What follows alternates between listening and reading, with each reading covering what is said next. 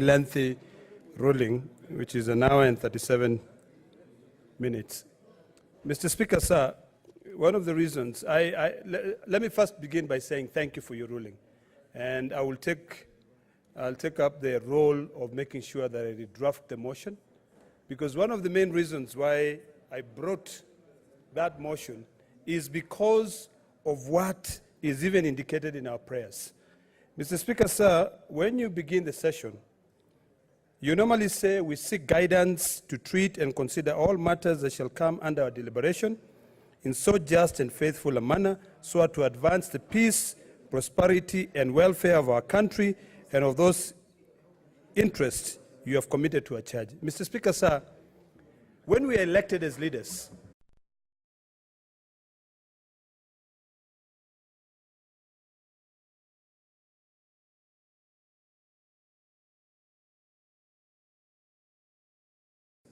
based on rulings by the judiciary or maybe actions by this House, certain citizens fail to get them. Mr. Speaker, sir, I listened carefully to your ruling. And, you know,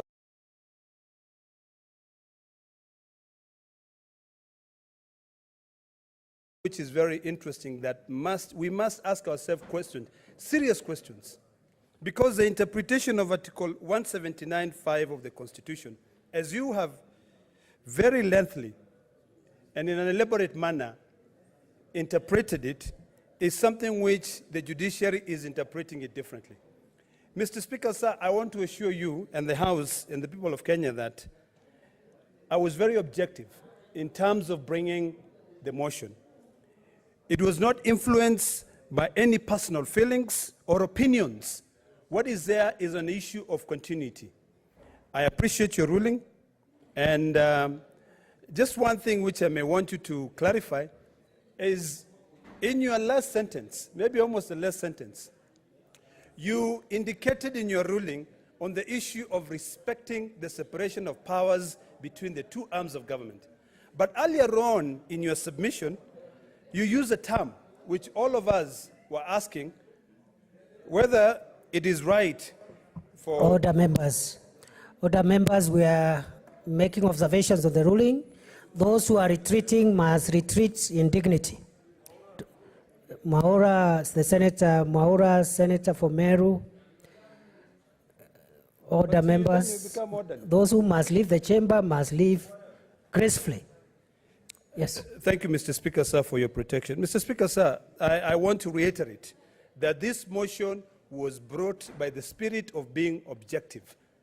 I've got no personal interest or any reasons to believe that, you know, certain things must be done. My question, or rather what I may want you to interpret further, is that you alluded in your own submissions that, in your ruling, that the learned judge, you use a term and you say the learned judge was wrong. And then later on, you said, we must respect the separation of powers between the two arms of government. Order, Senator Olekina. Judges are wrong every day. That's why they are abused. That's why they are abused, and there's nothing disrespectful about having an opinion. In fact, as you proceed, in my former life as an academic, one of the roles of academics is to critique judgments. And I've actually been very polite. Some of those critiques are extremely brutal, and judges take it in stride. You know, I will be guided by you, Mr. Speaker, sir. But I think in this case, it has to boil down. What is it, Senator Wetangula? Senator Wetangula, maybe he wants to. But I'm on a point of order, Mr. Proceed. Speaker, sir. Okay, proceed. We are Finish. a house run by I agree, Senator Olekina. So the learned, your learned friend, yes, Senator Wetangula, yes, should go back and read the procedures. I'm on a point of order, so let me prosecute my issue. Absolutely. No, absolutely. Right. Senator Olekina, proceed. We have heard you, and I want to emphasize it is true. We don't interpret point of order, or rather impute that perhaps you are acting for someone or something. That's Thank very you. important. This is a house of record. I appreciate that. But Mr. Speaker, sir, I think it is important that this House, and there are certain things that come to us and we look at the Constitution, and we ask ourselves, when the drafters of the Constitution drafted that Article 179.5, which you've now elaborated further by adding in the issue of objectivity versus subjectivity. You know, it's something that we in this House must ask ourselves. Because the issue of when you looked at the Oxford English Dictionary and you define the term absence, and you went ahead and you added the word objectively, you know, I'm at a loss of words because I don't know what it means to be absent. I like the only part that I really appreciate that you elaborated further is that the governors of Samburu and Kiambu can be able to access their offices with permission from the EACC. So I think when we bring up these matters here, it is not for our own personal consumption, but for helping build, continuity in this country. Because when we have services which cannot be rendered to the people, it behooves us to ask ourselves serious questions as what can we do or what must we do to ensure that those people of Samburu and those people of Kiambu continue receiving services. I'm completely against deputy governors trying to impose themselves as governors, because you've rightfully stated in your ruling that they are still members of the executive, but there are those roles which are clearly defined that are delegated to the governor, and he cannot redelegate those duties. So, Mr. Speaker, sir, I appreciate your ruling, and I assure you it was intended to ensure that the people of Kiambu and Samburu continue to receive services. And I hope that the two governors are watching, because then they can proceed to the EACC and seek permission. I know these governors have offices in Nairobi. If they are barred from accessing their offices in Samburu, then let them use the offices they pay a lot of money at Delta House. Lastly, Mr. Speaker, sir, the reason why I brought this motion is because when I sit at the Public Accounts and Investment Committee, the governors appear before us.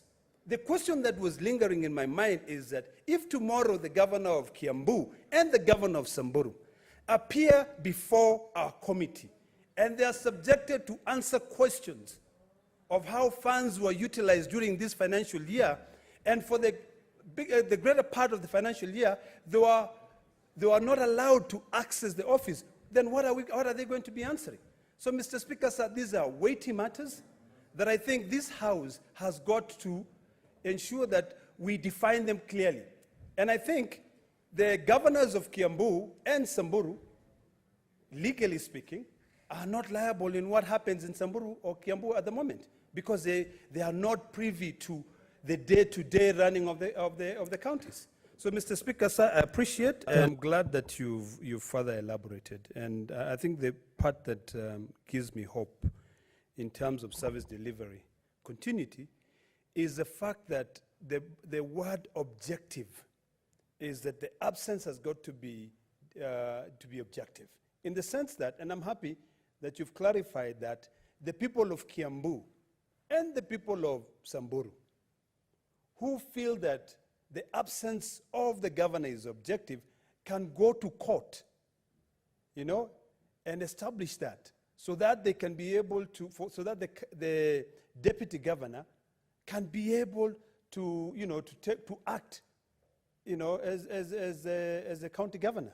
Because my worry is this, and I hope you appreciate that when I sit in these committees, the amount of issues that we deal with. Yesterday, we had the deputy governor of Bomet, who appeared before our committee in CPIC. And, he argued that the pending bills that they had were only 143 million. But the documents that we have from Treasury shows that the pending bills from Bomet were 1.1 billion. So when you think about it, what the problem was is that he was only concerned about the pending bills that he and the previous governor, the one who the deceased former governor. The deceased former governor accumulated. So really, the contractors who had offered services to the county of Bomet, during the term of Governor Isaac Ruto, were now on their own because the current governor could not be able to recognize that. And I think the fact that the governor and the deputy governor are sponsored on one ticket, you know, it is a responsibility that both of them should carry. So, Mr. Speaker, sir, I'm happy that you further elaborated that the people of Kiambu and the people of Samburu can now go to court and have Article 179.5 interpreted further within the terms that you've given of objectivity. Thank you, Mr. Speaker, sir.